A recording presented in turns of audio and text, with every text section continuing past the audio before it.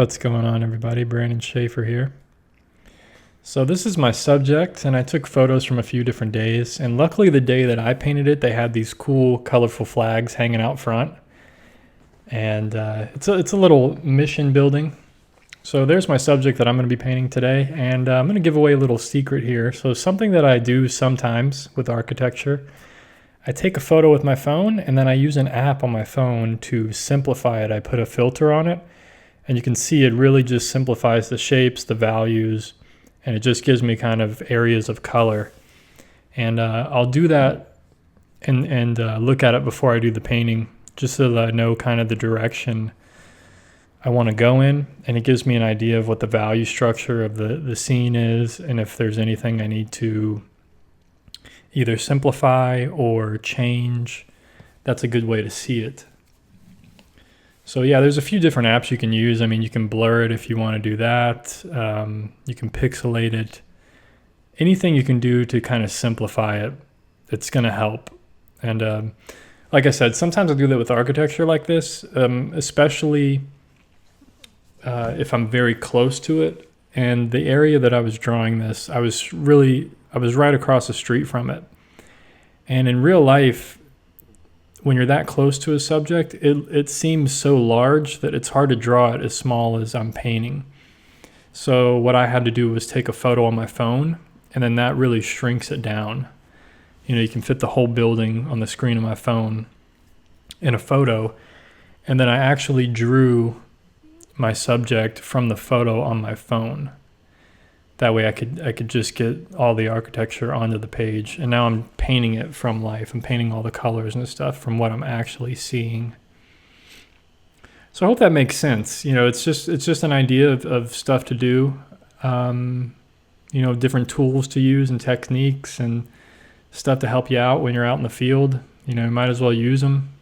Most of us usually have our phones on us, and it's just a good method to do when you're painting something challenging like this, like what I'm painting here. It's pretty challenging.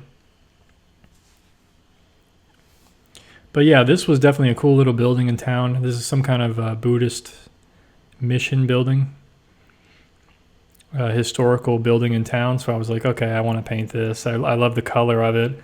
The architecture of it is very unique compared to all the other buildings around. So I was like, I'm going to go for it. So yeah, I had a lot of fun with this one, and I was happy with the way it came out. But it was pretty challenging. So you can see here, I'm slowly building up all the different colors of green in the beginning, kind of trying to relate them to one another.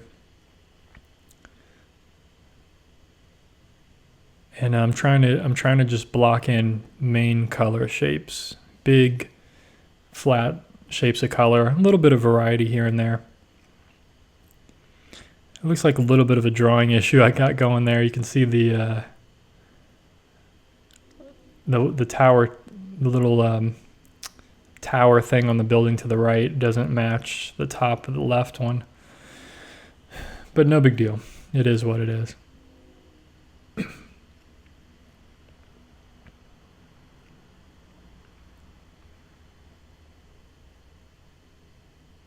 So I was just trying to simplify my background there. And like I said, just slowly blocking in things, getting different saturation and color, and a lot of green in this painting, this scene. So, okay, so for me, these little lines I'm about to do here on these steps, this was what really made the painting for me.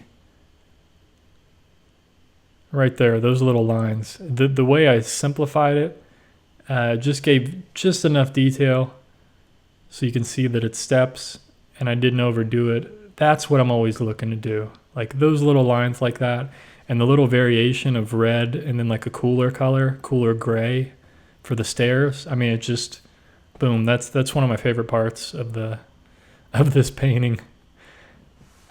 Just a little insight there of kind of what I'm going for when I do these paintings.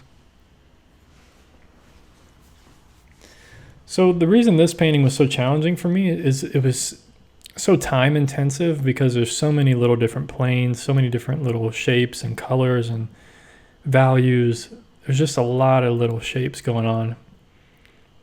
And, you know, the light was changing pretty quickly, as it always does. And also, this is probably my other favorite part of this painting, were these colored hanging flags that they had out front. So when I first got here in town, they didn't have these out. And then one day I walked by, they had these hanging out, and I was like, oh, that's so cool. I hope they have them in a few days, because there was a few days where I didn't have time to paint this building. I had other stuff planned. And luckily they kept them out for some reason. I'm not sure what was going on there, but definitely made the painting more interesting for me. Like, I see, like, if I painted this building without those, it wouldn't be as fun, you know, it just wouldn't look as cool. And I think it's a nice little feature that guides your eye toward the middle of the painting there. Just gives you something to focus on, those different little shapes of color. So I thought it was really cool. Okay, there we go. I think I fixed the drawing a little bit there with some of this line work. So now I'm focusing on shadow shapes now, and this is what kind of gives the light effect. You know, it helps to show, like, what direction is the light coming from. The more shadow shapes that I fill in here. And I was really happy with this light effect. I think it's pretty cool.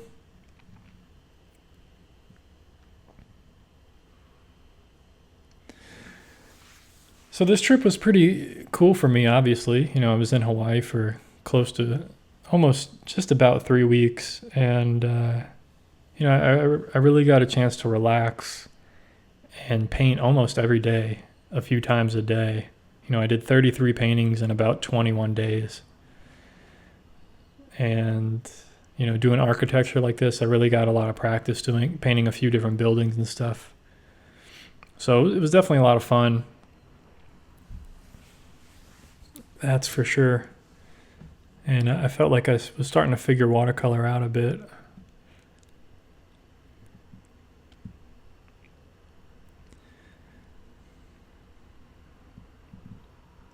So I realized I wanted to add this shadow in the foreground, because not only will it create a little bit of depth in the painting, but it also will make the color of the light on the rest of the painting, or kind of make it appear warmer. So if I'm adding these cooler shadows in the foreground, it kind of just gives the illusion of warmer light on the rest of the painting. So that's what I was going for. With this large shadow in the foreground.